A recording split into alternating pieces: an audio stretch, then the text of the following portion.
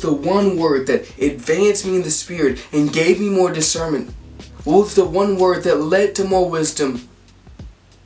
What was the one word that helped me to be indwelling with the Holy Spirit? You will find out that word when we go deeper into this video. And my advice to you is get your Bible, because we're about to get into it. Stay tuned. God did it. He gave you a gift, and you have to give glory to who it's due. And would you place your feet on solid ground? Would you trust that I've already done it for you? Come on. Holy Spirit, make me more like Jesus. Holy Spirit, come amongst me. Holy Spirit, be in me.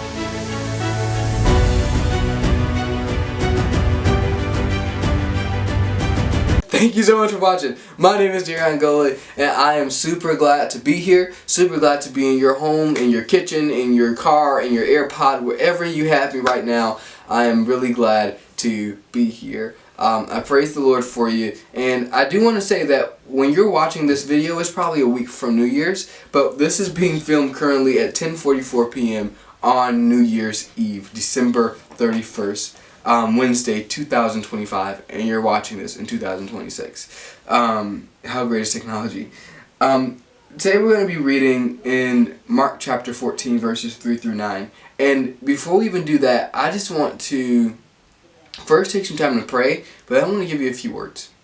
Heavenly Father, thank you so much for who you are. Thank you that you are a good God who gives good gifts to the children whom you love. God, we are listening. We are here. We are wanting more of you. And God, I pray for the person on the other end of this screen, the one who may be damaged goods right now, who may not be feeling it in this new year, who may feel burdened in this new year, or exhausted in this new year, or weak in this new year, or without hope in this new year. I pray that you will be with them, that you would strengthen them, that you would guide them in the secret place. We pray these things in the mighty and the matchless and the majestic name of our Savior, Jesus Christ, Yahshua. Amen. Alright, so there is one word that meant the most to me in 2025. There is one word that changed everything for me. The way I preached, the way I did things, the way I even worked at my part-time job, the way I went to school, the way I drove, the way I spent time with my family. One word changed everything for me. And no, that's not cliche. No, that's not minimal. It's a pretty big thing. Comment what that word, or what you may think that word is, and we're going to read the scripture. Mark chapter 14 verses 3 through 9. If you haven't grabbed your Bible, pause this video and go get your Bible now, and let's read. While he was in Bethany, reclining at the table in the home of Simon the leper, a woman came with an alabaster jar of very expensive perfume made of pure nard. She broke the jar and poured the perfume on his head. Some of those present were saying indignantly to one another, "Why this waste of perfume? It could have been sold for more than a year's wages and the money given to the poor." And they rebuked her harshly. "Leave her alone," Jesus said. "Why are you bothering her? She has done a beautiful thing to me. The poor you will always have with you, and you can help them anytime you want, but you will not always have me. She did what she could. She poured perfume on my body beforehand to prepare for my burial. Truly I tell you, wherever the gospel is preached throughout the world, what she has done will also be told in memory of her." This is the word of the Lord. What do you think that word is? If you think you know what the word is that meant the most to me in 2025, comment below. That word was reverence.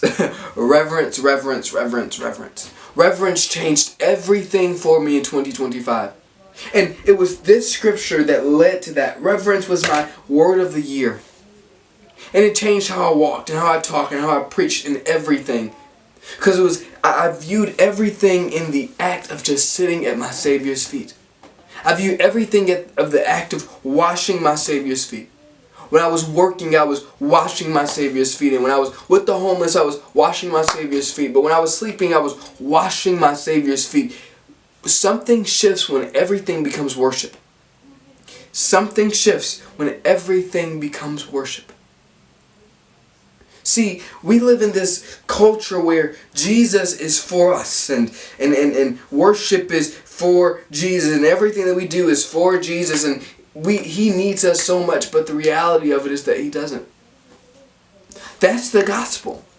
The fact that, yes, He could have done everything on His own, and His wrath could have been present. And He could have said, why would I go to the cross for people who are going to do the same thing they did before? But He didn't. That's the gravity of the gospel. That's the good news of the gospel, that He didn't walk away from the cross, but He could have. See, something shifts when our reverence shifts, when we are able to say, wait a minute. You didn't have to, but you did. And after all, you are the King of Kings, and you are the Lord of Lords, and I'm going to treat everything in my life like you are the King of Kings. I'm going to treat everything in my life like you are the Lord of Lords. I'm going to treat everything in my life like you are the Father of lights. When we start to view everything as a gift, every breath you take as a gift, every drive that you drive, every gift, every step that you take as a gift, every word that you speak as a gift, every meal that you have as a gift, every Bible reading that you read as a gift, every prayer you pray as a gift, every scroll you scroll as a gift, the fact that you can turn your key and walk into your house as a gift. When we start to view things as a gift, not by me, not what I earn, but that Jesus Christ has done it all. Because you can work all day, but if Jesus' hand isn't on it, it means absolutely nothing. Reverence. When reverence shifts, everything shifts. If you want your 2026 to be the best year of your life, then you've got to be reverent. Not because all these blessings will come. If you want this to be your best year spiritually, then you will become more reverent. You will spend more time in prayer than you spend on pulpits and stages. Oh yeah. Am I hitting home for somebody? You will spend more time in your Bible than you spend on your phone. See, it's not about, oh, I need to wake up earlier. No, just get in the Word. Literally, what I did was I said, Lord, give me a time when you want me to pray. Give me a time when you want me to read your Bible. And He woke me up, and I did it, and I just prayed, and I just read, and I just did the things that He asked me to do, and it created this obedience in my heart. Everything shifts when your reverence shifts. I got the opportunity to teach a conference, or to be in a conference over the past year, and that was the topic. Everything shifts when your reverence shifts.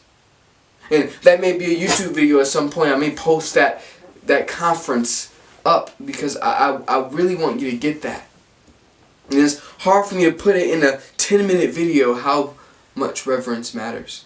As a matter of fact, we even see even more in the Bible, Zacchaeus, little Zacchaeus, he was shorter than I am, and I'm a pretty short man. Zacchaeus, he was reverent. He did whatever it took to see Jesus. He did whatever it took to be at His feet. He did whatever it took to be in God's presence. Reverence is doing whatever it takes to be in the presence of the Lord. That means if I've got to slip away from the party and go and pray, I'm going to do it. If I've got to miss the party because I feel the Spirit of the Lord saying no, I've got to do it. If you want your 2026 to be better, if you want your 2026 to be better than the last however many years of your life, then you need reverence. Reverence shifts everything. Worship shifts everything. It's this act of bowing down at the feet of your Savior and being renewed. The act of sitting still. The act of peace be still. We live in a fast-paced world, but something happens when we slow down and let God be God. And we be human. Better yet, we let God be God and we be children of God, and we just sit in His presence. Every father wants to be with his child, and every child wants to be with his father. And that's just the truth. So I got for you. That's this week's video. And I look forward to being back with you next week, being in your homes and being in your kitchens and in your AirPods or wherever you've got me. I look forward to it. Thank you so much for having me today. Thank you so much. This is somebody who really needs to hear it. Don't forget to subscribe and like and comment your word of the year and your scripture of the year. Thank you so much. The Lord bless you. The Lord keep you. He make his face shine upon you and be gracious to you. In Jesus' name, peace be with you. Amen. Bye-bye.